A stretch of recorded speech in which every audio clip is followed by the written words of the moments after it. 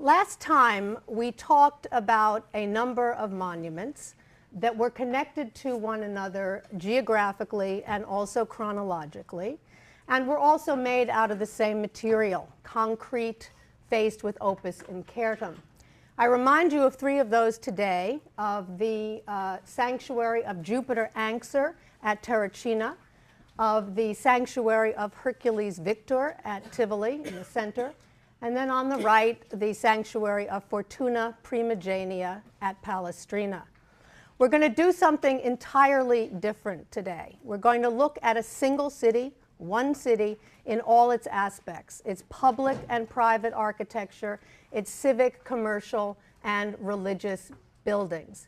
We can't do this sort of thing very often because too few Roman cities are either well preserved enough or well excavated enough to allow such an overview. But this is no ordinary city. This is a very special city. The city we will be concentrating on today is Pompeii. Pompeii was located in an area of Italy called Campania. It was located near Naples. It was located near the Mediterranean Sea. It was a small resort town in the late 1st century BC and into the first century AD. And you can see it on this map here, and it's right here. You can see that this area of Campania is obviously south of Rome. It is along, again, the Mediterranean Sea. And you can see Pompeii here also with its sister city of Herculaneum and some of the other well-known cities from this area, Bosco Reale, Aplantis, for example, and Naples itself, ancient Neapolis.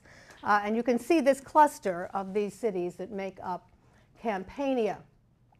This was an area, I mean, the town itself, again, was a small resort town. It was a town that obviously had its own population of people who made their money largely from commerce because they were located so close to the sea. But it was also a spot that was highly favored by the glitterati of Rome, who used to come down to this area of Rome, not only to go to Pompeii itself, but to establish villas, to build villas in the vicinity of Pompeii. And we have imperial villas at places like Aplantis and at a place called Bosco Trecase that is located here as well, and along what is now the Amalfi coast and on the island of Capri. So this was a town, again, that was noticed and was visited even by the most elite in the city of Rome, in Rome itself, in the center, in the capital city of Rome itself. But what's very important for us from the outset is to recognize that although Pompeii, as we know it today, was essentially a Roman city, it had a history that was much longer than that went back much further than that. And I'd like to go over some of the major highlights of the history of Pompeii because they will situate us and will help us to understand the city's architecture. The history of Pompeii, as I noted, is much longer than the history of Roman Pompeii. It goes back as far as Rome itself. It goes back to the 8th century BC, the same Iron Age period when Romulus was founding the city of Rome. Pompeii goes back that far as well.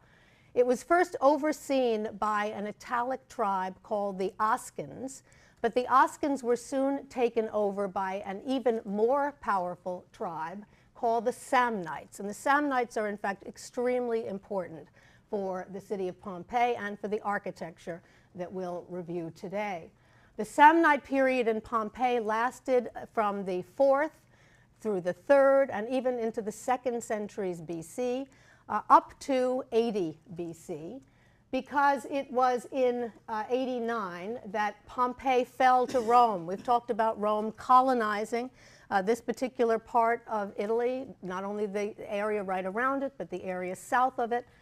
And Pompeii fell to Rome in an important military campaign in 89 BC. And in 80 BC, Sulla made Pompeii a Roman colony.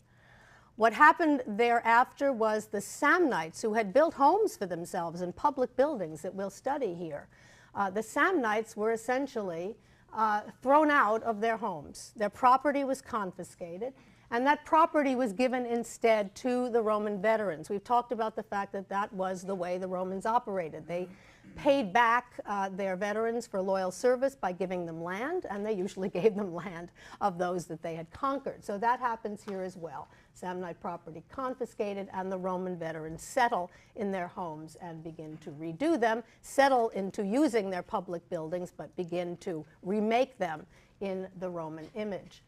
The next century and a half saw the construction of Pompeii's most famous buildings.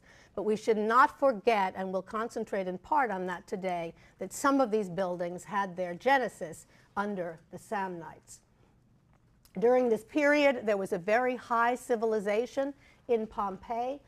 There was trade with Greek cities, and especially with the Greek city of Neapolis, Neapolis being the ancient name for Naples, The next very important year in the history of Pompeii was the year AD 62, when the city of Pompeii was literally shaken to its foundations by a very significant earthquake.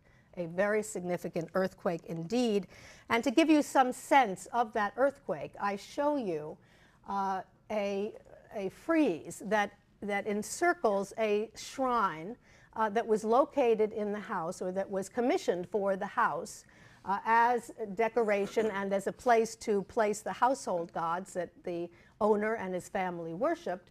The shrine had a frieze around it. The man himself, by the way, was named Lucius Caecilius Jucundus, and we're very lucky you didn't remember his name, but Lucius Caecilius Jucundus. And Jucundus, fortunately, we have a portrait preserved of Jucundus, so we can get a good sense of what he looked like, literally warts and all, because you can see that he had a huge wart on the lower left side of his face, and he was willing to have himself memorialized. And here we are sitting and looking at him today in this classroom in New Haven, as he really was, with this large wart on the lower left side of his face. But a wonderful portrait of Jucundus, the owner of this particular house, who was obviously so struck and probably so affected in his own life by the earthquake that he decided to have a relief commissioned that would depict the event of 62 AD. And you see what is happening here. You can see, in fact, the great temple of Jupiter, the Capitolium of Pompeii, which we'll talk about today,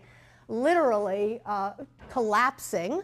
And you can see that in front of that temple were two tall bases with equestrian statues honoring important people of the city. Those look also like they are shaking in their boots, so to speak, and about to fall over.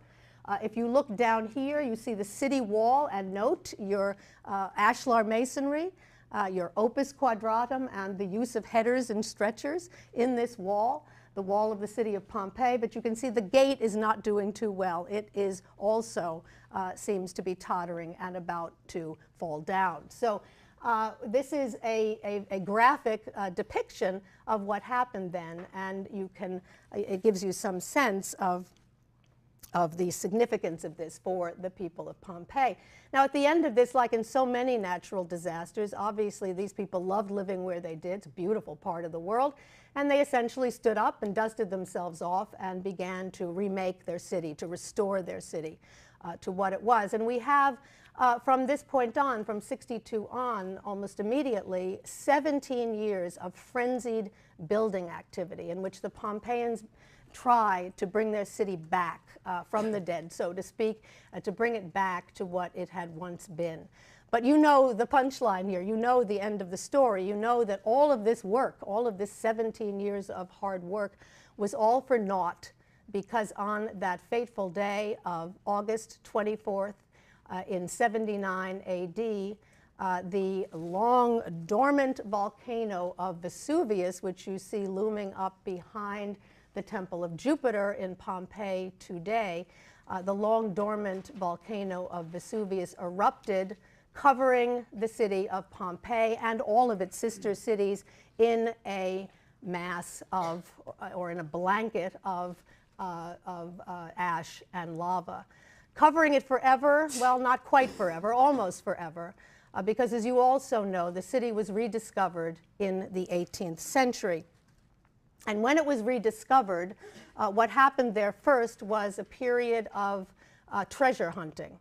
Well-to-do individuals, primarily from Europe, made a beeline for Pompeii once it was rediscovered and began to build their own personal collections of art from what lay around. They took jewelry, they took metal items, precious metal items.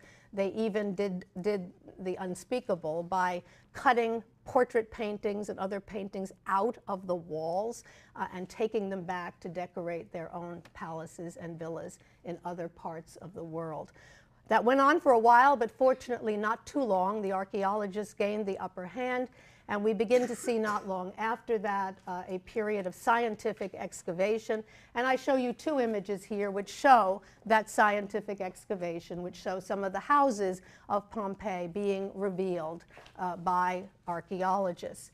And of course, it was all of the good work that they have done, and work continues apace at Pompeii. Excavation still goes on in parts of the city that have allowed most of the city, as far as we can tell, to be revealed to us today. Now, this tragedy that befell Pompeii in August of '79 was indeed a tragedy for them, for the people who lived there, obviously. It was also a tragedy for the reigning emperor, a man by the name of Titus, Titus, who's the honored in the famous Arch of Titus in Rome. We'll talk about him and his architecture in Rome later in the semester.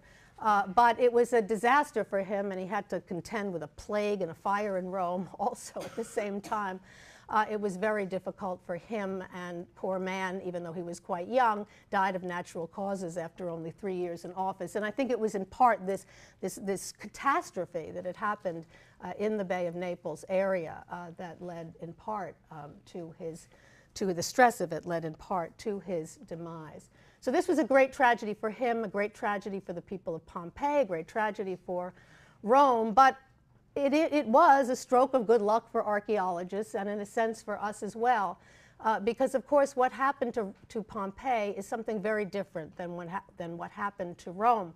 What happened to Pompeii is that its life was snuffed out all at once. It came to an end all at once. Compare this to Rome, which has been inhabited over millennia. In Rome, buildings have been redone, rethought, remade over time. That never happened in Pompeii, because Pompeii again died essentially in August of '79, and everything that was there was preserved just as it was, and that's how it was discovered when it was excavated in the mid-18th century, as it had been, exactly how it had been on that day in August in '79. This is extremely important. It's one of our only really fixed chronological dates, and it provides us with an incredible laboratory of material, because again, nothing is changed, from the time that it was left there, except for what the treasure hunters removed. But for the most part, nothing has changed, and we can study it as it was. The other thing that you must remember from the outset, that although what was revealed by excavators in the 18th century, 19th century, and beyond even today, was not just it was the Pompeii of August '79, but the buildings that stood there were not just the buildings that had been renovated between the earthquake of '62 and the eruption of Vesuvius of '79, but some of the very earliest buildings, including the Samnite structures, still stood. And so when we look back, we will be able to trace, in a sense, the city of Pompeii and its architecture from the time of the Samnites up until the time of the Emperor Titus. I want to begin with a plan of the city of Pompeii, and you see it here. And the plan that I show you is a plan of the city as it was in AD '79. We see all of the buildings at that juncture. We see that the shape of the city is essentially an irregular rectangle. And we also can see very well that the city is surrounded by a wall, a protective wall, so it was walled like all the other cities that we've talked about thus far this term. You can see some of the major buildings very clearly. The amphitheater that we'll talk about today, the theater and the music hall over here. You can see the streets of the city, the Cardo or North-South Street, and the Decumanus or East West Street of the city, as well as the fairly regular blocks where the houses and the shops were located. What is important to note, however, is that the Samnite city was obviously much smaller than the city of 79. And to recapture a sense of the Samnite city, we have to look at the bottom left side of this plan, where we see the original Samnite city, which seems to have been roughly a fairly regular square. And in that Samnite city, the Romans, and they followed Roman surveying methodology here, they looked to what was exactly the center of the city, and they placed the Cardo, the north-south street, and the Decumanus, the east-west street, at that exact midpoint of the city. And then they located, as they like to do, the forum of the city, the great meeting and marketplace, right at the intersection of the Cardo and of the Decumanus. And that is exactly where we see the forum that was begun in the Samnite period, right at the intersection of those two original streets. Then over time, obviously, as they expanded the city, the Cardo grew and the Decumanus grew, and it didn't end up exactly at the center of the larger city, but it was at the center of the original city. Let's begin, in fact, with the forum, because the forum was begun itself during the time of the Samnites. You'll see from your monument list that I've given you a date of the second half of the 2nd century BC for the forum at Pompeii. And again, that indicates to us, because of the chronology of the city, of the history of the city, that it was begun in Samnite times. You see here on the screen an excellent plan of the forum as it was and as it grew over time, as buildings were added over time. This plan is from the one of your textbooks from Ward Perkins, and I think it deserves careful study. Let's describe it together today. We see that the central part of the forum, which was again essentially the main meeting and marketplace of the forum, is a very elongated rectangle with the temple, a Capitolium, a temple to Jupiter, located on one of the short ends. And you should be immediately, your mind's eye should go immediately to the sanctuary designs that we saw last time. Think, for example, of the sanctuary of Hercules Victor at Tivoli, where we saw that the temple was pushed up against one of the back walls, in that case the long wall, and dominated the space in front of it. We see the same kind of scheme here, where we see this rectangular space with the temple pushed up, in this case on one of the short walls, pushed up against the back wall, and then dominating the space in front of it. The forum itself is surrounded by columns, a colonnade, as you can see here, and it is open to the sky, open to the sky. Then deployed around it all the other important buildings that needed to be in a forum, the Curia or Senate House over here, the Basilica or Law Court over here, another temple, in this case the Temple of Apollo, and then a series of buildings that were added later on the right side. A wonderful building of a woman that we're not going to be talking about this semester called Eumakia, and it gives you some sense that women could wield power. It wasn't easy. They couldn't vote. They couldn't hold public office, but they could sometimes wield power, and this particular woman did in Pompeii, a very large building that was for her and for her trade guild. A lararium or a place, a shrine, a market or macellum up there. Some of these added later. But the ones that are particularly critical to our understanding of the Samnite city are the Capitolium and are the Basilica, which both date to the 2nd century BC. Here's a view of, oh, I'm sorry, I did want to say something about the Google Earth image on the left. This is a Google Earth image which I tried to take in such a way that one can see it almost exactly the same vantage point as the plan. And you can see everything here that I've already pointed out. The open rectangular space, the colonnade, the temple pushed up against the back wall, the Temple of Jupiter, the Basilica over here, the Temple of Apollo, Eumakia's building here, the Senate House over here, and so on. And this again underscores the value of Google Earth as one can look down on these buildings and compare what one sees to the master plan. This is a view of the colonnade. It's a two-story colonnade at the Forum of Pompeii, and you can see the same thing that we saw happening in the Theater of Marcellus in Rome, that the columns that they have used, they have looked at the Greek orders, the Doric, Ionic, and Corinthian, and they have selected here to use the Doric for the first story and the Ionic for the second story. This colonnade does not date to the Samnite period. We believe that it was put up later, but it's made out of white limestone, and it probably, again, does belong to a renovation of the Forum of a somewhat later date. Look also near the columns, and you will see a series of bases, a large base over here, a smaller base over here. You see a lot of these still in the Forum today. And what these bases were for, of course, were to support statues. Statues, and then there would have been an inscription on the base identifying who that was. Sometimes they were statues of the reigning dynast in Rome, the age of Augustus. It might be Augustus or his wife Livia.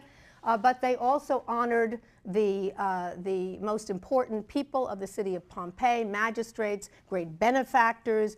Eumakia, we know, had a portrait inside her own building honoring her, standing next to the Empress Livia.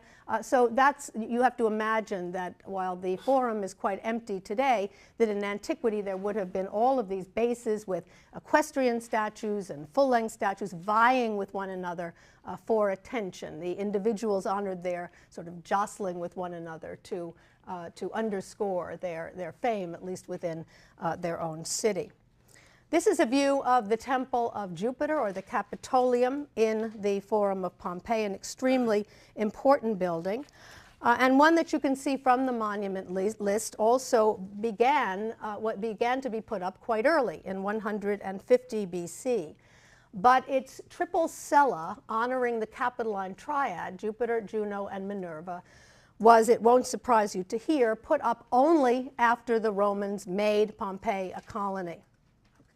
And that happened in 80 BC. So you'll see that I've given you a date of 150 for the temple, but 80 BC for the renovation of the cella to incorporate these three spaces for statues of the Capitoline triad. Let's look at the plan first. You see it down here at the bottom. Let me move that arrow away. You see it down here at the bottom, and you can see that the plan of the temple corresponds to plans that we've seen for other temples that we've studied thus far this term, the Temple of Portunus, for example, where we see this combination of an Etruscan plan and a Greek elevation.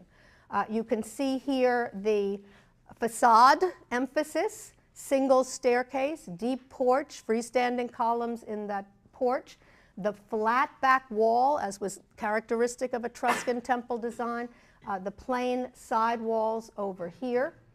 We can see all of that in this plan. And we also know that the building was made out of stone, tufa, in this case tufa, not from Rome, but tufa from this part of Italy, from the Campanian region, tufa there for both the columns and also the capital. So a stone building. So this same combination of Etruscan plan and Greek elevation that we saw in Rome. This view of the temple also shows you that it had a tall podium, as was characteristic of these other early temples. Here you can see the remains of the stone columns and of the building itself. It's not as well preserved as we wish it were, but enough is there to give us a very good sense of what the Capitolium looked like in ancient Roman times. I mentioned that the other early structure added to the Forum complex was the Basilica of Pompeii, and I'd like to turn to that now. The Basilica of Pompeii dates to around 120 BC. You see its plan here again in the bottom left, and you'll remember it's splayed off from the Forum to the left bottom side as you face the Temple of Jupiter. You can see that the plan of the Basilica is very interesting because it actually is quite similar to the plan of the Forum itself. It is a rectangular space, not as large and not as elongated, but nonetheless a rectangular space. Its entranceway is over here from the Forum. You can see that there are columns inside a colonnade, just as we saw in the Forum itself.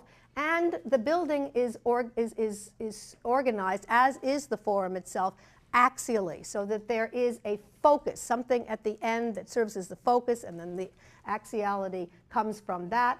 We see the focus over here at the end. It's not another temple. It is a tribunal on which the judge would sit to try the law cases that came here. The main difference between the basilica and the forum itself is that the basilica was roofed in antiquity. The roof is no longer there, as you saw in the Google Earth view, but it was roofed in antiquity, whereas, again, the forum was open to the sky. The view that you see of the basilica as it looks today is also very illuminating. We are looking toward the tribunal. You can see the tribunal is actually extremely well preserved. We get a very good sense of what it looked like in antiquity. It itself has a tall podium. We can imagine the magistrate holding court up here on the top of that tall podium between the Corinthian columns in this case. We're not absolutely sure, but we believe the second story, which has smaller columns, they diminish in size on the second story, also were Corinthian columns, because you can see at least one of them. One of them is restored at the top right, but that one is a Corinthian capital. So we believe Corinthian order on the lower story, Corinthian order on the second story as well, beginning to show this Roman penchant for the Corinthian order, which we've already discussed. And you can also see here some of the lower parts of the columns that would have been encircling the center of the structure and dividing the central space from two aisles, one on either side. It looks like they're made out of brick, but they're actually made out of a tile that looks like brick. Brick wasn't being used quite this early, but a tile resembling brick was used in Pompeii, and we can see that served as the core of the columns. They would have been stuccoed over, though, and looked more like white marble, indicating to us, again, this desire of the Romans to make things look, at least, or the Samnites at this point, and ultimately the Romans when they renovated this structure, to make it look as Greek as possible. Yeah? Why are the columns chopped off? You mean almost all in the same place? You know, these things were often pieced, and so sometimes that can happen. And it's actually one of the, you raise a very interesting issue, because one of the things that archaeologists are beginning to speculate only recently about, and you see this in some of the most recent literature, is, you know, we think, here we say, and I said it today, that this city was preserved exactly as it was in 79. And yet when you look at what it looks like, it's actually in pretty ruinous state. So that could mean two things. One, that they didn't make all that much progress in that 17 years, that they worked very hard, but that the damage had been so significant that they were not able to bring these things back, you know, as much as they had hoped to. But it also may be just the destruction. I mean, while the ash and lava covered the city and protected it, it obviously wrought some damage as well. So that some of these things, you know, obviously came down, and over time the material got, you know, washed away or taken away or whatever. But it is curious that they sort of broke in exactly the same place, but it's because of the construction technique and the way in which they were pieced together. So they would have been like stacked on, like, yeah, exactly. Let me show you another view of the right side wall of the basilica. You see these columns here, again, very regular. There's a young woman standing right here, so that gives you a sense of scale. She's about only up to this point of the column, so you can see how large in scale these were in ancient Roman times. But if you look at the two that are closest to the tribunal, you will see that they have Ionic capitals. So that gives us enough to go on to speculate that the first story of columns, and there were two stories on the walls, two stories of columns, the lower ones were Ionic, and you can see that they are attached or engaged into the walls. Those were Ionic, and then we believe that there was a second story, that we know there was a second story, but that the second story of columns would have been Corinthian capitals up there. This is a restored view of what the basilica would have looked like in 120 after it was built, 120 BC after it was built. And you can see here the tribunal. We're looking toward the tribunal. It's two-storied, Corinthian order on both stories, tall podium. We see here in black the columns of the central space that divide the center from the two side aisles. And here you can see very well the way in which they created two stories, a bottom story and an upper story. You could walk on that upper story. and using the Ionic capitals in the first story and smaller Corinthian columns in the second story. And it's important for me to note, in terms of the development, the later development of basilican architecture, that this basilica in Pompeii of this early date did not have what's called a clear story. C-L-E-R-E-S-T-O-R-Y. C-L-E-R-E-S-T-O-R-Y. A clear story. What is a clear story? A clear story is a series of windows open to the outside that allow views out and light in.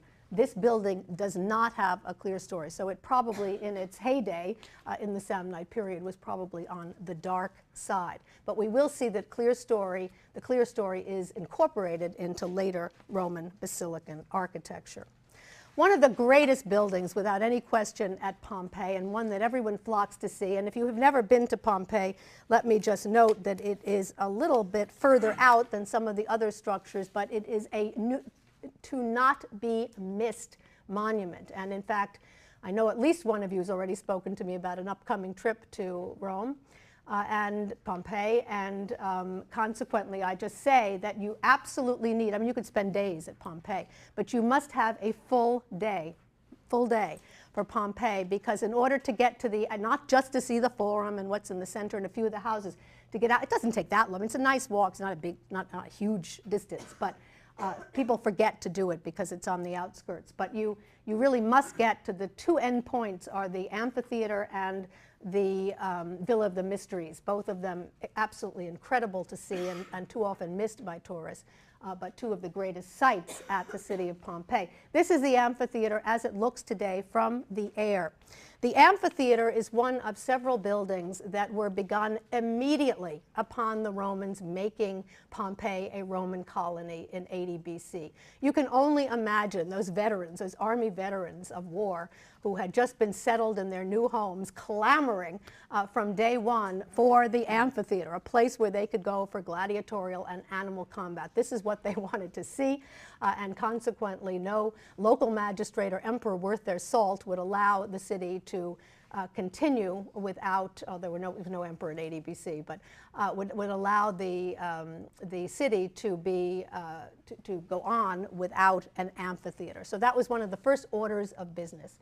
This amphitheater at Pompeii, which dates, we believe, to 80 to 70 BC, is an incredibly important building for the history of Roman architecture, because it is our first preserved stone amphitheater. And all the amphitheaters that come later, including the great Colosseum in Rome, are based on buildings like this one. This was a great experiment in amphitheater design already in 80 to 70 BC. How did they go about building this amphitheater? What they seem to have done is to excavate the central area, the earth of the central area, to create a space for the oval arena, which you see here. And I put the terms on the monument list for you. The arena, which you see here. So they've excavated that central space, placed the arena there.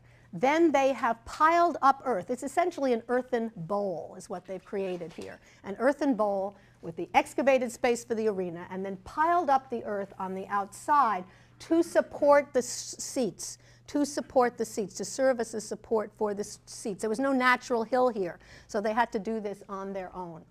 So they build up the earth, they place the seats, they line that earthen bowl with seats, stone seats. And they create the cavea of the amphitheater, because we use the same term for the seats of an amphitheater as for the seats of a theater. The cavea, or C-A-V-E-A, the cavea, or the seats of the amphitheater. And you can also see here, light indicated, the wedge-shaped sections of the seats. Just as in a theater, they are called the same thing, the cuneus, C-U-N-E-U-S, or in the plural, cunei, C-U-N-E-I. So these wedge-shaped individual sections, a cuneus, all of them together, cunei, the cunei or wedge-shaped sections of the seats apparent here. The exits and entrances, and there are a couple of major ones on either side, those have a colorful and unforgettable name. I guarantee you, you will remember this name for the rest of your lives. Those exits and entrances are called vomitoria, which means they literally spit forth spectators, vomitoria. these entrances and exits to the amphitheater. Let me also note that the outer ring, and the outer ring is extremely important because it buttresses the earthen bowl. That outer ring is made of concrete that we'll see is faced with opus incertum work. And the entire structure is encircled by an annular vault, one of these ring vaults that encircles the entire structure that is made out of concrete. So another early example of the masterful use of concrete faced with opus incertum work, in this case in the amphitheater in Pompeii. I show you a Google Earth image of this, which gives you a very good sense of the oval shape of the original structure. I think it's important to compare the exterior of the amphitheater at Pompeii, which is extremely well preserved, as you can see here, with the experiment at the much earlier sanctuary of Fortuna Primigenia at Palestrina, where we also saw this use of concrete faced with opus incertum work. If we look at the facade of the amphitheater at Pompeii, we'll see, first of all, how exceedingly well preserved it was.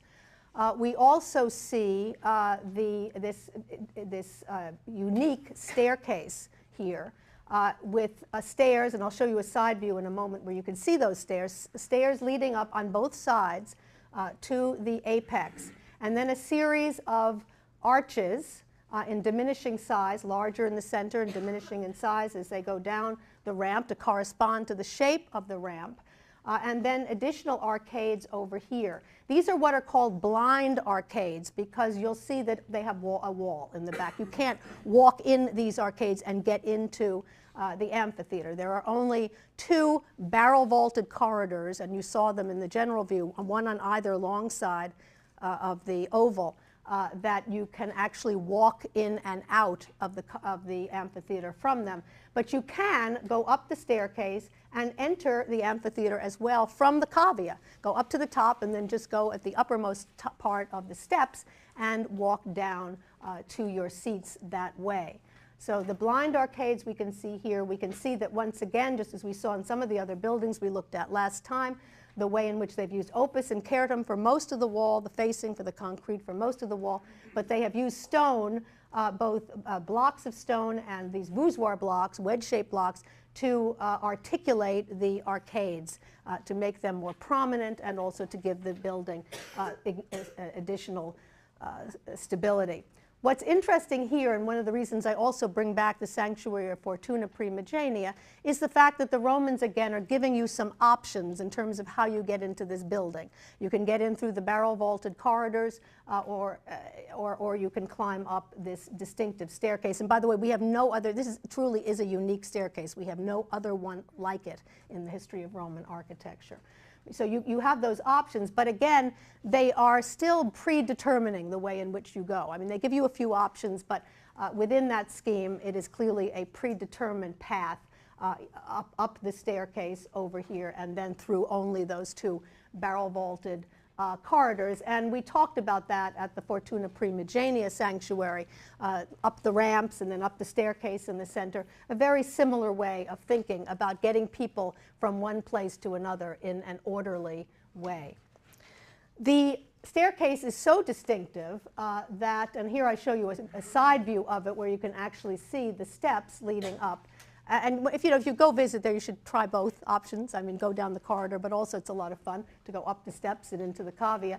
But it's so distinctive and never to be repeated that when we look, there's a painting that survives from a Pompeian house. We'll look at it in more detail later in the semester, but I wanted to just show it to you now because it is so apparent that it is a representation of the amphitheater at Pompeii, which is not surprising since this is a house in Pompeii. But you see that distinctive staircase here with the steps, the way in which you can enter into the cavea. You get a sense of the cavea and the kind of goings-on that happened in this Pompeii amphitheater. But you can also see, this is a very important detail that, and this is the only place where we actually have a representation of it. You can see that at the uppermost part of the cavea, there is an awning called a velarium, and I put that word on the monument list for you. An awning that was supported by poles that were located on brackets at the uppermost part of the amphitheater. And that awning, the purpose of that awning, the Pompeians seemed to have a thing for protecting, the Romans in general, for protecting people in inclement weather. So they put these awnings up. When it rained, they put these awnings up to protect those who were there to see a gladiatorial combat, to protect them from that rain. One last view of the amphitheater of Pompeii. We are looking at it at its bowl-shaped arena, as you can see here, and the seats that do survive to get a sense of the interior. Here you can see very well the two barrel-vaulted entrances and exits, one on either side, and that's the only way. Again, those blind arcades, you can't get in that way, and you can see that very well here. Those are the only entrance or exits into the theater besides the staircase. And in the introductory lecture I made the point, and I'll just bring it back home again, that the Yale Bowl here in New Haven is based on the amphitheater in Pompeii. There's no question about that. In fact, if one goes back in the literature on the bowl and its original construction, it is even mentioned in original articles that the architects were looking back. I mean, I'm not making this up. The architects were actually looking back at the Pompeii amphitheater as a model. And you can see the relationship. When you look at the bowl from the air, you can see it is a bowl. It's kind of a bowl shape, almost exactly like the shape of the Pompeii amphitheater. This aerial view, by the way, was taken at the time of the 100th game between Yale and Harvard, and you can see the stands were packed. The major difference between these two amphitheaters is the fact that the one in Pompeii was made to hold 20,000 people. The one in Yale can hold up to as many as 78,000 people. So we have a larger amphitheater, so to speak, here than they did and do in the city of Pompeii.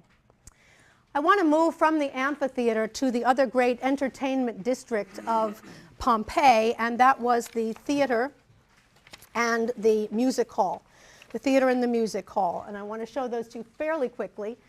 We see them here in plan, the theater in red and the music hall here in a kind of, I don't know, chartreuse. As you can see, it dates to 80 to 70 BC, so another example of a building that was added when the Romans gained ascendance of this part of the world. And a couple of terms again. We can see, if we look at the theater, we can see the fact that the theater is semicircular in shape, or the cavea is semicircular in shape. We can see the wedge-shaped cunei up there. We can also see that the orchestra is semicircular in shape, not round, and that there's a scena, S-C-E-N-A, or a scaenae frons, as I called it last time, a stage building at the front. There is also a space over here which we call the porticus. And again, I put that on the monument list for you, the porticus. What was the porticus? The porticus was an open rectangular space with covered colonnades on either side. The purpose of the porticus was to have a place where people could go during intermission to stretch their legs during the intermission of the comedy or tragedy that they were there to see. And there were little shops along the way, little spaces along the way. Some of them served as shops for playbills and other souvenirs from the evening's experience, but also that served as spaces where props and scenery and costumes and all sorts of things that were needed in the theatrical performances could be kept. So that's the porticus. Then over here we see the music hall. It's a smaller version of the theater, but it's designed in exactly the same way, with a semicircular orchestra, the semicircular cavea, the division into cunei. As you can see here, a small and much less elaborate scena in the front. The major difference between the two, and we see this not just in Pompeii but throughout Roman architecture, is not just the scale, that the theater is always much bigger than the music hall, but that the theater was open to the sky and the music hall had a roof. And that roof, the reason for the roof in the smaller music hall and the reason for the smaller size was to make the acoustics as good as they could possibly be, and that was easier to do in a roof building and in a building of smaller scale.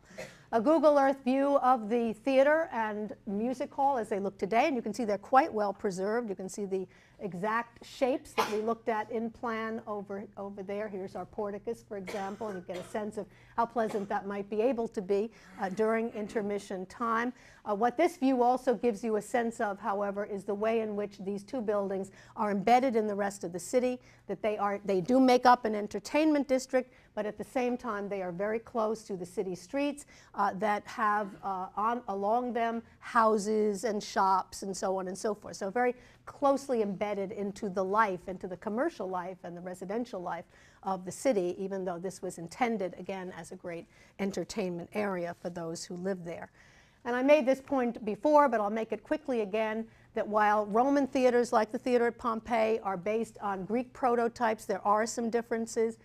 The two theaters, this is the Greek theater at Epidaurus of the mid-4th century BC, they both have the stone seats, they both have, which is called the cavea, they both have these wedge-shaped sections of seats, they both have a stage building, although the Greek one is much simpler. They also, but the major differences between the two is that the Greek theater has a circular orchestra, whereas the Roman theater has and this is the theater of Pompeii, has a semicircular orchestra. And the other major difference, the most significant one, is the Greeks built their theaters on hillsides. As you can see at Epidaurus, the Romans built their theaters, and this is the case in Pompeii, on a hill made out of concrete.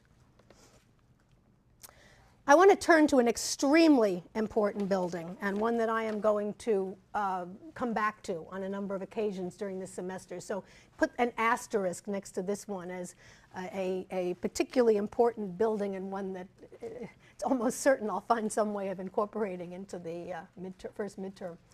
Because I think it's so significant, and it will turn up again and again and again in the course of the term, especially when we talk about later bath architecture. It is the Stabian Baths of Pompeii.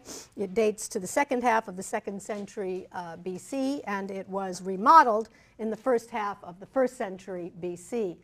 The Stabian Baths are one of several bath buildings at Pompeii. I mentioned in the introductory lecture that these houses in Pompeii did not have running water, and so access to bathing and to water for daily use was obviously critical, and the baths served that purpose, the place where one could go and bathe. But they also became great social centers, great places where you really wanted to go and hang out with your friends while you were sitting in the sauna. And so they take on they are a very important piece of life in cities like Pompeii. The Stabian Baths, as their date indicate, are very early. They're begun already under the Samnites, and they have some extremely interesting features. And once again, I'm going to have to go over some of the bath terminology. You can see here that if you walk along the street, you just see a series of cubicles which served as shops, so fairly unprepossessing. But there is an entranceway through those shops into a very large open space surrounded by columns on 3 sides that is called the palestra of the baths. The palestra was the exercise courts where you jogged and ran around and so on. And after you exerted yourself and got all sweaty, you could jump into the pool that was located over here. This was not a place to do laps. It was pretty much a soaking pool, or pool where you could cool off. But the technical term for that is either a piscina, which is what's on the monument list for you, or a natatio, N-A-T-A-T-I-O, a little pool where you could splash yourself after exerting yourself by exercising in the palestra. The bath block itself, the bathing rooms themselves, are located on the other side of the plan, on the right side as you see it here, the northern side actually of the plan. And we see 2 sets of spaces. This set of 4 down here, this one, this one, this one, and this one, and then a set of a comparable number of rooms up there. These early Roman baths, there was a separation between the men's section of the baths and the women's section of the baths. And I'm sorry, ladies, but we'll have to accept the fact that at least in ancient Pompeii, The women's section was quite nondescript. It was much smaller than the men's. At least they had one, thank goodness. But it was smaller than the men's, and the rooms had no architectural distinction whatsoever. All of the designers' effort went into creating a wonderful set of rooms for the men. We see the men's rooms again over here, these four, and the women's at the top. Consequently, the only ones that have any merit architecturally in my showing you today are the ones for the men's baths down here. The four rooms, the four key rooms to both the men's and women's sections were the apoditarium, and again these words are on the monument list for you, the apoditarium, which was the dressing room.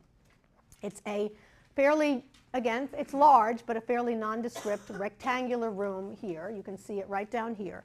And the way it was designed was that you went in, and there were no lockers, no private lockers, but there were benches where you could, when you got undressed, you could just take your clothes and put them in a little pile on that bench. You had to just take on faith that no one was going to steal any of your belongings, and if you were very well-to-do, some of the very well-to-do Romans, men and women, brought slaves with them, their slave, their private slave, to watch their stuff while they were in the sauna with their friends.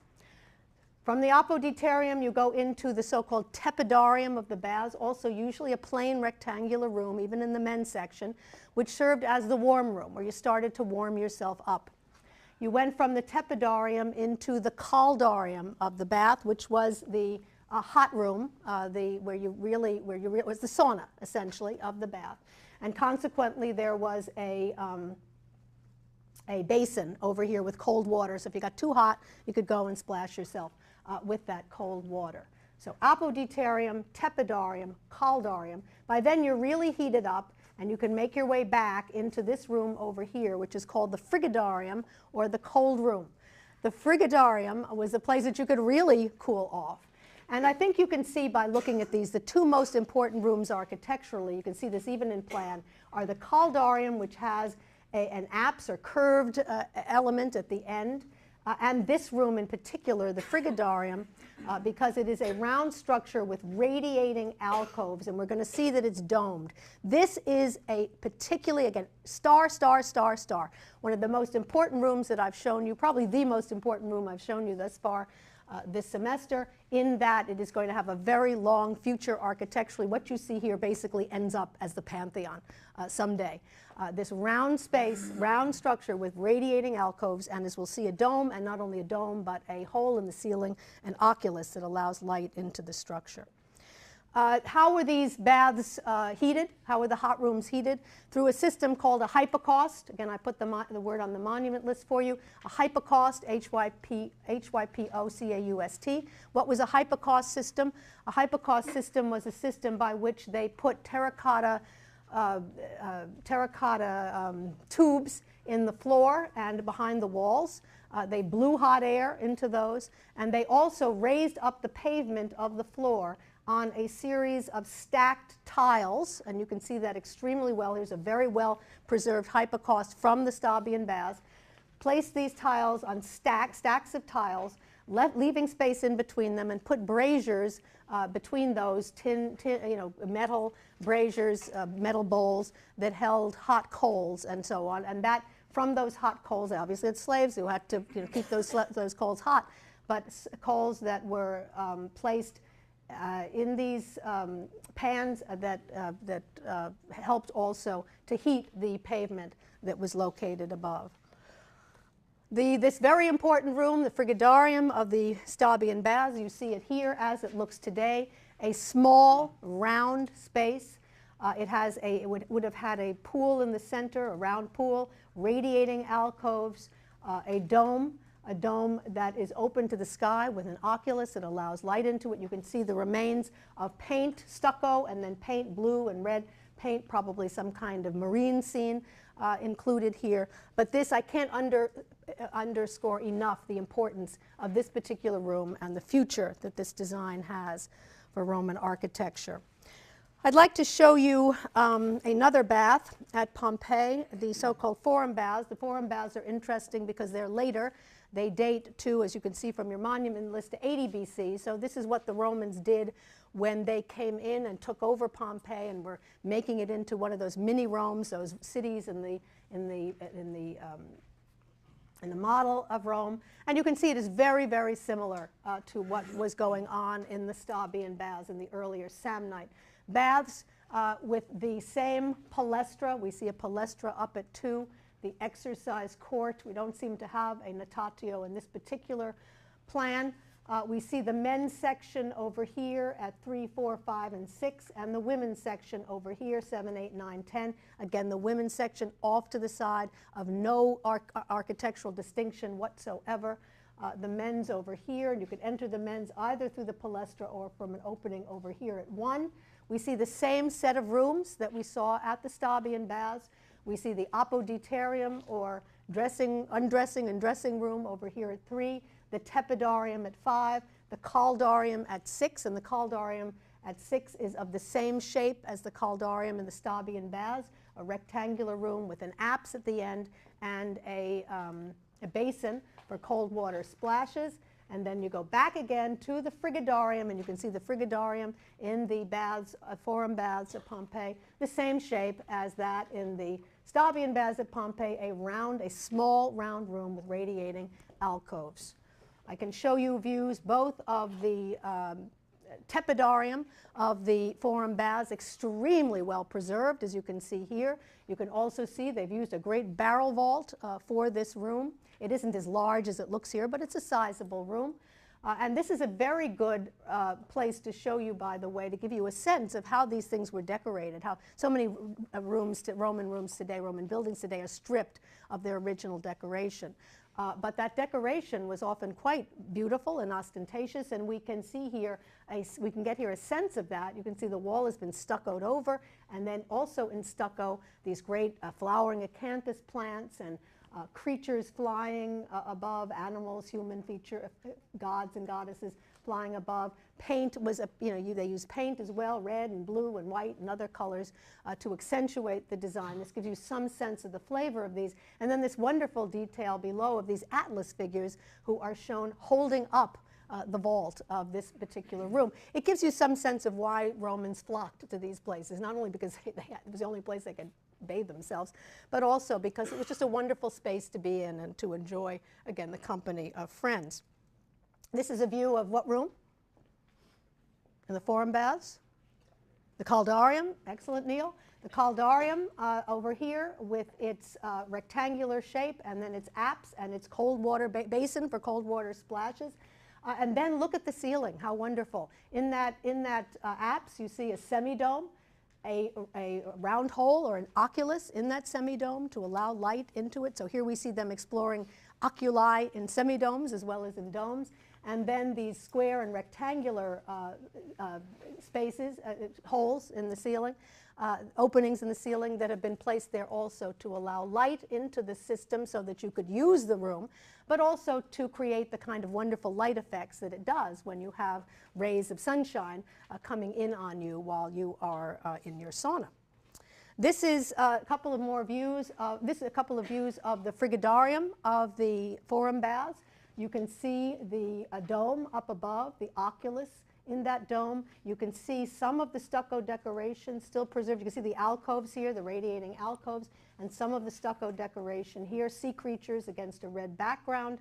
And this is a restored view of what the frigidarium would have looked like with the pool in the center, a nice place to relax, the radiating apses over here, and then the dome with the oculus and with the light streaming in. Again, I can't underscore enough the importance of both of these frigidaria for the future of Roman architecture. The other importance of the forum baths is the forum baths is today where you can eat, and if you're there for the full day, as I recommend you be, you're going to want to eat at some point.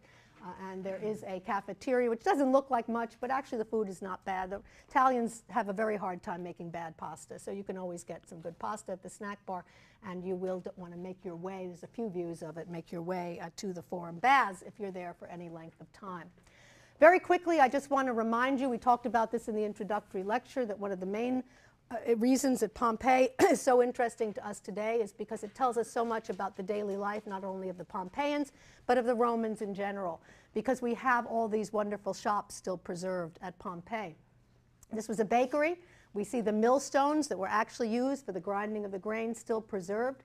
We see the oven over here looking wonderfully like a modern pizza oven, as you can see. And we also, believe it or not, have from Pompeii a petrified bread that still is preserved that gives you a sense of what Pompeian bread looked like. And it looks strikingly like our pizzas with the segments of the bread. So if you want to have a sense of where pizza came from here, I told you the Romans, again, there's nothing the Romans didn't invent, bread, pizza, whatever. But you see that petrified bread giving you a very good sense of what was produced in this particular bakery. I also mentioned in the introductory lecture the fast food stands of Pompeii, the thermopolium in the singular and the thermopolia in the plural. These fast food stands where you could get a bite real quickly. The way they were designed was to have a great counter in them with recesses. Fresh, hot, and cold food was put out obviously every day. And if you were hungry, you just went up to the counter, you took a peek at what was there, you pointed out what you wanted, and you could eat on the run.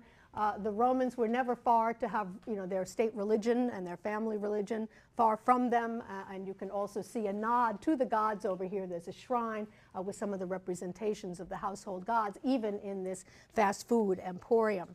We have wine shops from Pompeii as well. I show you actually a scene of one of the storage rooms at Pompeii that you can see actually as you walk along. It's a wonderful ruffling of turning to the next page.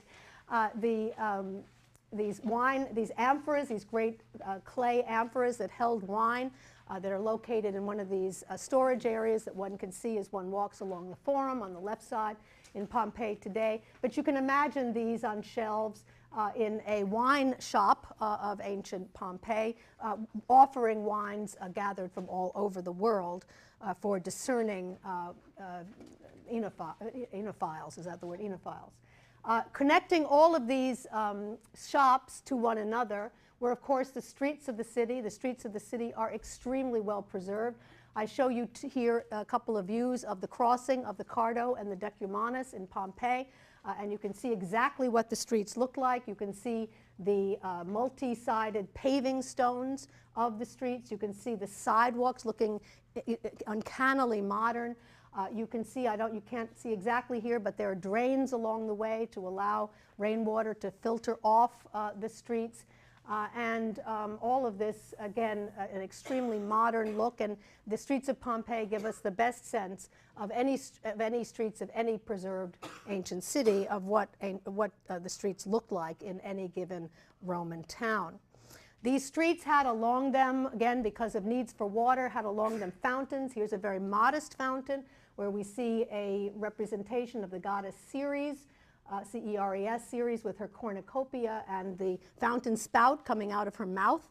You can see this is the sort of thing when the Romans just needed a little bit of water for household use, they would go out to the local fountain. So as you walk along the streets of Pompeii, you see a lot of these small fountains. You also see graffiti. What would a city be without some graffiti on its buildings? Any of you who have been in Rome recently know there is too much graffiti. There's like a graffiti craze. I mean, the Romans have always had a lot of graffiti, but it's gotten so bad it's almost unimaginable now. But the graffiti tradition was alive and well in Pompeii, and you see it here covered with glass, but you see it here and there in the city as you wander by, and it gives you a sense that people did write right on their buildings. What they wrote on these buildings tended to be political for the most part. You'd see graffiti that would say things like, vote for Barbatus, the bearded one. He'll be the best guy for the office, and he's pretty handsome too. That's the kind of graffiti that you'll see as you walk along, if your Latin is good, that you'll see as you walk along the streets of Pompeii. You'll also see these big blocks of stone. And there are people who look at these and they think, oh, how interesting, that's debris from Vesuvius. It's not debris from Vesuvius, clearly. These are there deliberately. These are stepping stones. The Romans were so ingenious and so, again, concerned about how to protect people in inclement weather that they put these stepping stones all around the city, usually at the cross sections of two streets, so that if there was torrential rain, and if the water piled up, and if the drains couldn't quite handle it, you could get across the street without stepping in the water. I mean, would that we had this and the slushiness that was New Haven in the last week. I can't tell you how many times I think, why doesn't Yale have stepping stones? We really could use them. But here they are, and you can see very clearly the ruts that come from the carts that were made between the stepping stones by those carts constantly riding through them. And it shows you that they had to orchestrate the wheels of the carts in such a way that they would span the stepping stones. But it's a very ingenious thing. They're fun to look at, fun to walk on, really fun to take pictures. I have tons of them. I decided not to bring a personal picture this time of me or anyone else in my family on the stepping stones, or other Yaleys. I've got lots of those too. I didn't bring those today, but I did bring something I'm really proud of, because in all the years I've taught this monument, this city, excuse me, I've always wanted to actually show what it looked like when when it had rained. And since I've been to Pompeii so many times over the years, but it doesn't tend to rain when I go there. You know, June, July, August, just doesn't rain. So I've never been able to do that. I was there this past June. And lo and behold, I was very upset, because who wants to wander around the city of Pompeii in the rain? But I had one day to go there, and I was there, and I said, wow, it's raining. Here's my chance. So I finally was able to get some views of what happens. And this was we had a torrential rain for about a half an hour. Then the sun came out. And this is what you see as you wander the streets. You see that the water has accumulated. But again, lo and behold, you can easily make your way across that street, across those stepping stones nonetheless. Just a very few words on what happens to the streets of the city of Pompeii, or any Roman city for that matter, when you leave the gates and you go out on the intercity roads. Many of those intercity roads become cemeteries. The Romans used these roads as their cemeteries. The Romans had a religious belief that there was a separation between the city of the living and the city of the dead. So all of the tombs are outside the walls of the city. So you see at Pompeii two extremely well-preserved tomb streets, the Street of the Tombs and the Via Nucera, which is the one you see here, N-U-C-E-R-A, with tombs of all sorts of shapes and sizes. I'm not going to go into these in any detail in this course. There is a paper topic for any of you who get interested in tomb architecture on the tombs of Pompeii. We will look at some tombs in Rome in great detail.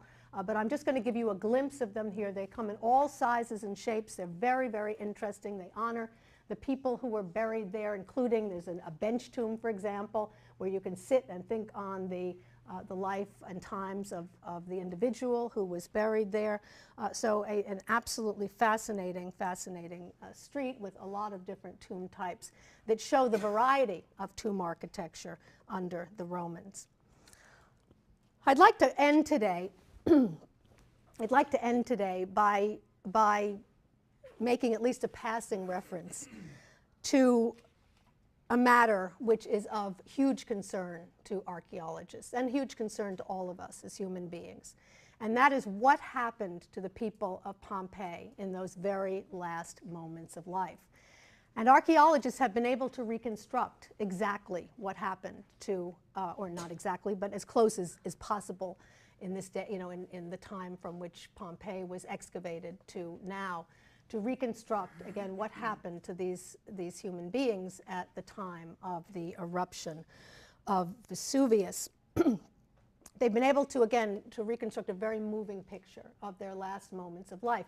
What we know is that the ash and lava from Vesuvius, and you see a restored view here of what that would have looked like, and you can see Vesuvius and you can see the Forum over here with the Temple of Jupiter and the Temple of Apollo and the throngs of people inside the Forum at this particular juncture as they look up and see what is happening. And on the right-hand side, this is actually a view of Mount St. Helens, which, as you know, erupted in 1980, and the eruption's not so different as you gaze upon them and look at them in comparison today. But we know that the eruption of Vesuvius did not happen all at once. It didn't just happen and cover the city. It was gradual. There was actually quite a bit of time. There was time to escape. The Pompeians saw what was happening, and those who were smart did escape. But like any other natural disaster, there were, of course, a group of hardy souls, or perhaps we would call them foolhardy souls, who thought that they could ride it out. And they thought they could ride it out by hiding in their own houses, or by some of the smarter ones of the foolhardy type decided that they could ride it out in some of the very strong-walled buildings, public buildings of the city, for example, the bath buildings, the Stabian baths or the Forum baths that we looked at today. They were gravely mistaken, gravely mistaken. We don't know how many stayed. We think it was actually a fairly small number. Some have said about 1,000. We don't know. But those who did stay had made a grave error, because they were not actually killed by the ash and lava, the molten ash and lava, despite the fact that it was extremely hot. But what killed them was the noxious gases that came into the city after the eruption that followed that ash and lava. They were asphyxiated by those gases. After they had died, but before their bodies decomposed, the ash and lava formed a protective shell around their bodies, protecting them. And what the archaeologists were clever enough to do is, when the modern archaeologists, when they were working with their pickaxes, and when that pickaxe hit a hollow in the ash and lava, they poured plaster into that hollow. Sometimes that produced nothing, but sometimes it produced bodies, the actual shape of the bodies of those whose bodies had decomposed there. And we can look at those bodies still today. And I show you a scene of a number of the victims of Pompeii huddled together for mutual and indeed ultimately futile protection. I can show you the body of an individual who is lying on the ground, his face in his hands, trying to protect himself, obviously, from those noxious gases that have come into the city. I can show you the body of the plaster cast, obviously, of the body of another Pompeian who was sitting with his knees up and his hands in front of his face, trying to protect himself once again from those fumes that are about to overtake him any second. The body of an individual who's essentially given up at this point. He is expired. He's lying on his back. There's no hope any longer for him. A poor fellow who died on that day. And then this fellow, this heroic fellow, who is lifting himself in his last moment of life, lifting himself either to gasp a last breath or perhaps to whisper something to a family member who is by his side. And we even have the body of a dog. This story is particularly sad because this dog, this plaster cast of this dog, was found with a chain around his neck. So probably what happened here is the owner of this particular dog had the dog chained up, didn't have time either to take the dog or to release the dog from his chain so that he could try himself to escape, and that poor dog perished on that day, and we have the plaster cast of his body still today. All of these bodies can still be seen on the site of Pompeii and make a visit there all the more poignant. I know of no more moving human document from the ancient world than these bodies of these Pompeians, kept in perpetuity and for us to commiserate with and to understand even today. Thank you. Last time we talked about a number of monuments that were connected to one another geographically and also chronologically, and were also made out of the same material, concrete faced with opus incertum. I remind you of three of those today, of the sanctuary of Jupiter Anxur at Terracina, of the sanctuary of Hercules Victor at Tivoli in the center, and then on the right, the sanctuary of Fortuna Primigenia at Palestrina. We're going to do something entirely different today. We're going to look at a single city, one city, in all its aspects, its public and private architecture, its civic, commercial, and religious buildings. We can't do this sort of thing very often because too few Roman cities are either well preserved enough or well excavated enough to allow such an overview. But this is no ordinary city. This is a very special city. The city we will be concentrating on today is Pompeii. Pompeii was located in an area of Italy called Campania. It was located near Naples. It was located near the Mediterranean Sea. It was a small resort town in the late 1st century BC and into the 1st century AD. And you can see it on this map here, and it's right here. You can see that this area of Campania is obviously south of Rome. It is along, again, the Mediterranean Sea. And you can see Pompeii here also with its sister city of Herculaneum and some of the other well-known cities from this area, Bosco Reale, Aplantis, for example, and Naples. It's important for the city of Pompeii and for the architecture that we'll review today. The Samnite period in Pompeii lasted from the 4th through the 3rd and even into the 2nd centuries BC, up to 80 BC, because it was in 89 that Pompeii fell to Rome. We've talked about Rome colonizing this particular part of Italy, not only the area right around it, but the area south of it, and Pompeii fell to Rome in an important military campaign in 89 BC. And in 80 BC, Sulla made Pompeii a Roman colony. What happened thereafter was the Samnites, who had built homes for themselves in public buildings that we'll study here, the Samnites were essentially thrown out of their homes. Their property was confiscated, and that property was given instead to the Roman veterans. We've talked about the fact that that was the way the Romans operated. They paid back their veterans for loyal service by giving them land, and they usually gave them land of those that they had conquered. So that happens here as well. Samnite property confiscated, and the Roman veterans settle in their homes and begin to redo them, settle into using their public buildings, but begin to remake them in the Roman image.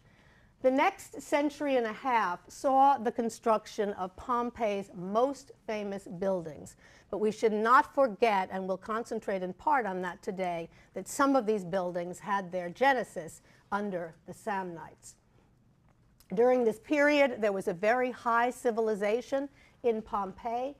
There was trade with Greek cities, and especially with the Greek city of Neapolis, Neapolis being the ancient name for Naples, The next very important year in the history of Pompeii, masonry, your opus quadratum, and the use of headers and stretchers in this wall, the wall of the city of Pompeii. But you can see the gate is not doing too well. It is also seems to be tottering and about to fall down. So this is a graphic depiction of what happened then, and you can, it gives you some sense of the significance of this for the people of Pompeii.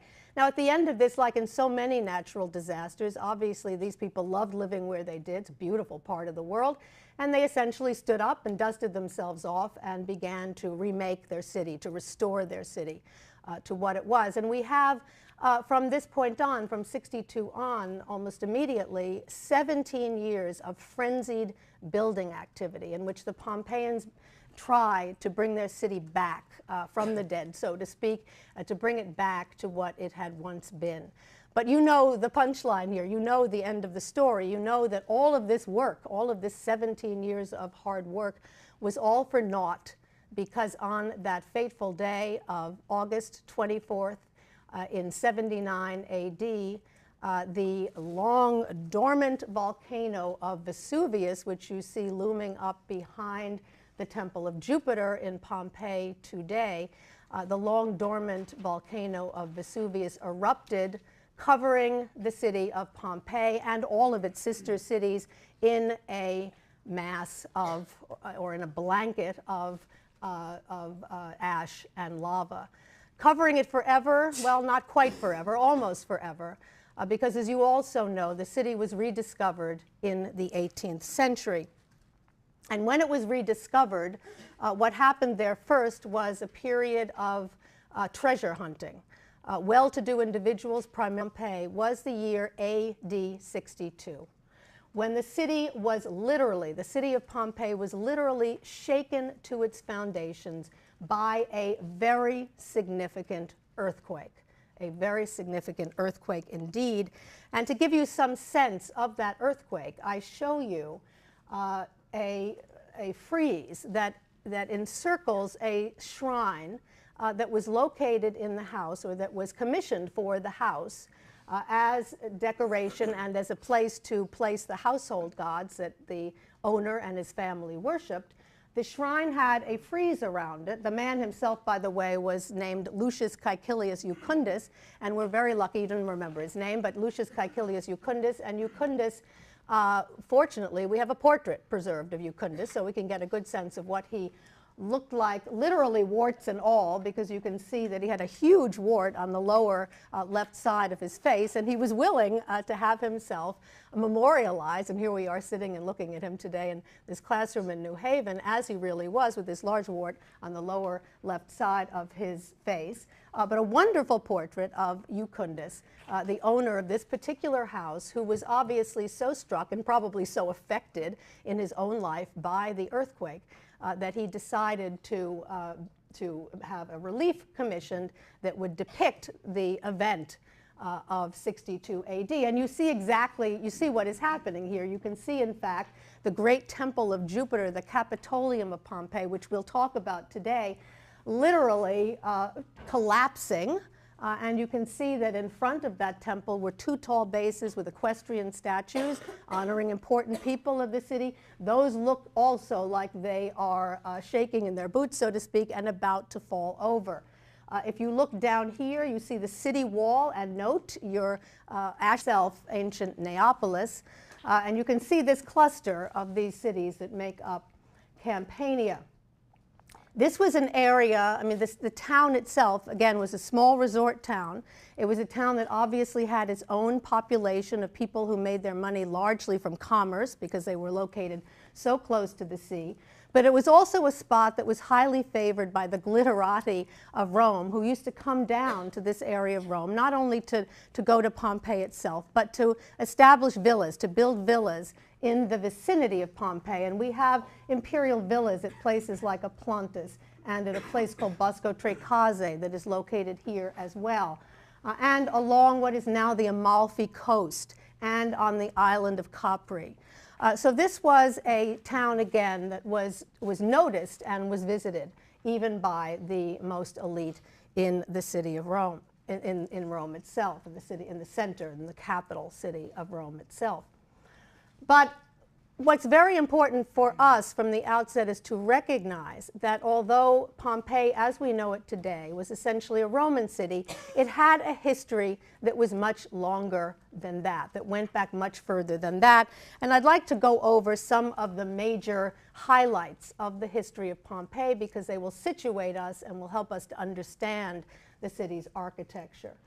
The history of Pompeii, as I noted, is much longer than the history of Roman Pompeii. It goes back as far as Rome itself.